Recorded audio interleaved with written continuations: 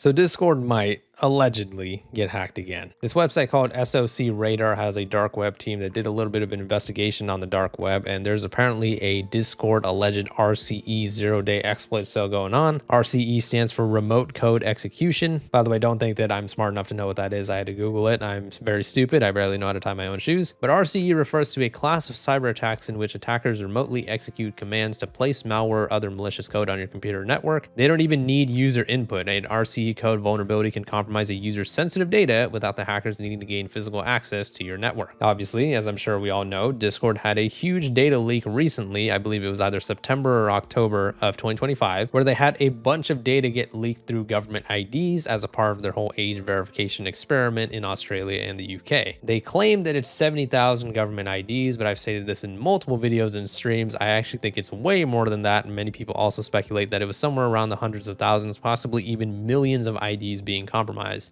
in that one data leak. Now, despite this, Discord has very stubbornly decided to anyways just roll out global age verification. This obviously pissed everybody off, and now Discord is a huge target to actually get hacked again, because now they're going to have even more information than they did before when they were only covering Australia and the UK. Well, this website, SOC Radar, has done a really good investigation, and apparently, allegedly, it looks like Discord might be a target to get hacked again. So SOC Radar dark web team detected a threat actor post on a dark web forum advertising the sale of an alleged remote code execution zero-day targeting Discord. The threat actor lists the exploit for $900 and specifies desktop platform coverage across all architectures. According to the post, the exploit is described as a protocol confusion vulnerability requiring a chained attack path and a single user interaction. The listing claims arbitrary code execution capability and requests private contact for additional technical details. Payment is requested in Monero?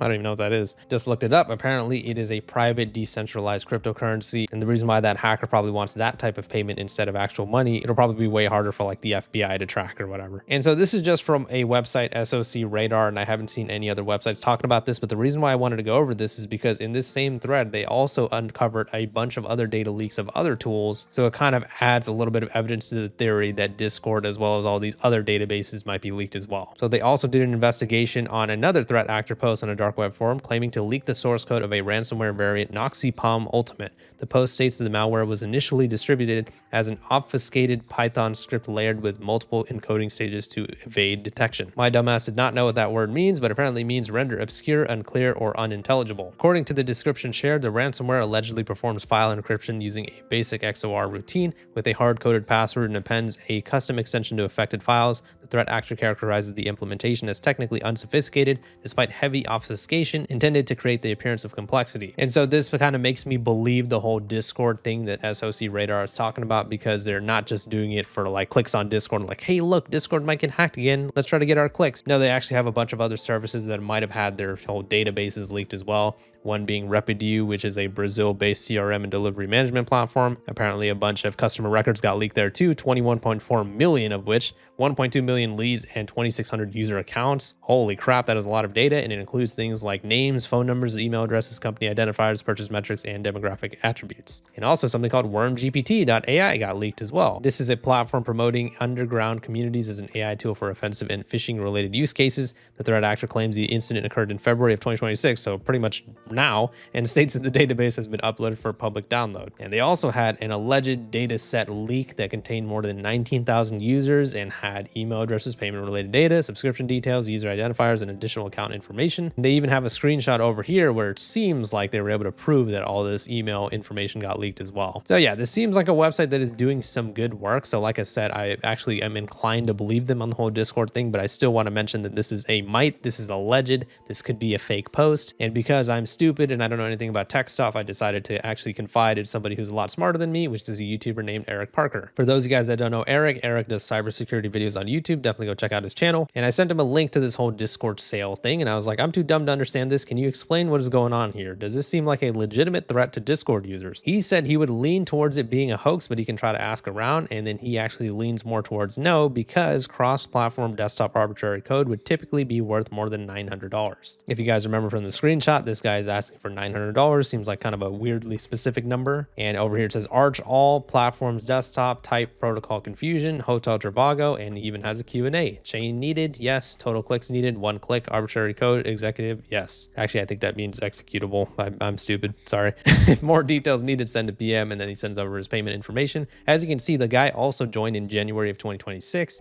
And he's only made 2 posts, so I think he made his account solely to advertise this whole Discord RCE thing. But yeah, speaking of Eric, his channel is at Eric Parker. Definitely go check out his channel if you're interested in cybersecurity type videos. He's made a lot of videos going over a lot of type of malware, viruses, and stuff that I'm way too dumb to understand, so shout out to him. But yeah, anyways, Discord is in full damage control right now anyways, even without a current data leak happening, or maybe it would be happening allegedly, I don't even know. But you know, since the whole October data leak that was really big, Discord has been getting a lot of people canceling Nitro, so now they're trying to like beta test something called Nitro Squads in Australia. It's basically supposed to be a better deal on Discord Nitro, and this is their way to damage control and be like, we still want your money, please don't cancel. And obviously, if you guys missed the last video that I uploaded, which if you did, I'm disappointed in you. But anyways, obviously people are also getting experimented on in the UK as well. A lot of people in the UK got a note saying if you're located in the UK, you may be part of an experiment where your information will be processed by an age assurance vendor persona. The information you submit will temporarily be stored for up to 7 days and deleted. For ID documentation verification, all details are blurred. Sure, they are. This is the type of stuff they claimed before, and then that data leak happened, and now there are 70,000 IDs out there, possibly way more. And I did see something this morning as well about Discord, and keep in mind, this is kind of just speculation, but the Department of Homeland Security is apparently sending legal requests to Google, Reddit, Meta, and Discord seeking the names, email addresses, phone numbers, and other identifying information of users who track and criticize ICE. Keep in mind, Discord now, or soon will, in early March, have access to all that information from people who decide to verify their ages through IDs. And so I made a tweet saying, admittedly, this might be a reach, but this might have some correlation with Discord globally mandating ID age verification. I'm not saying it does or doesn't, but it just seems like a pretty weird coincidence. But yeah, to all the tech nerds out there, go ahead and seek out this website, socradar.io. Definitely go check this out and see if you guys think this is legitimate or not.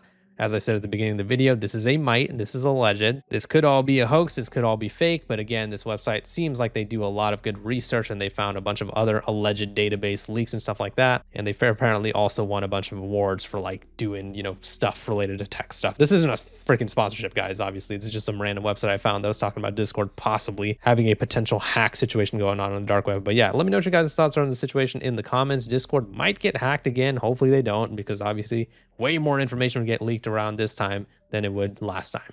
One more thing before I let you guys go. So actually, a lot of people have been asking me about this YouTube alternative that I've mentioned in a few videos. I've mentioned it in my live streams as well. If you don't watch the live streams, again, disappointed in you. Make sure you guys subscribe and notifications on, because YouTube doesn't push these videos out as much. But anyways, I've talked about a YouTube alternative that will be coming out soon that will be anti-AI, minimal ads, an actual copyright system run by real people, actual reporting system run by real people. It'll be just like old YouTube, and I really believe in the project, and I think it'll do well. A lot of you guys have been asking me when I'm going to actually make the video talking about it, and I did say in a few days, but I've decided that I will be making a video where I mention it and talk about it in detail tomorrow. So make sure you guys subscribe with notifications on if you guys are tired of YouTube's antics. There is an alternative coming out, and the great news with the alternative is that people who upload on that website like myself are still allowed to upload on YouTube. So we can upload on both. You don't have to worry about us going anywhere, and it'll be really good. Please leave a like in the video if you enjoyed it, and subscribe for more. See ya.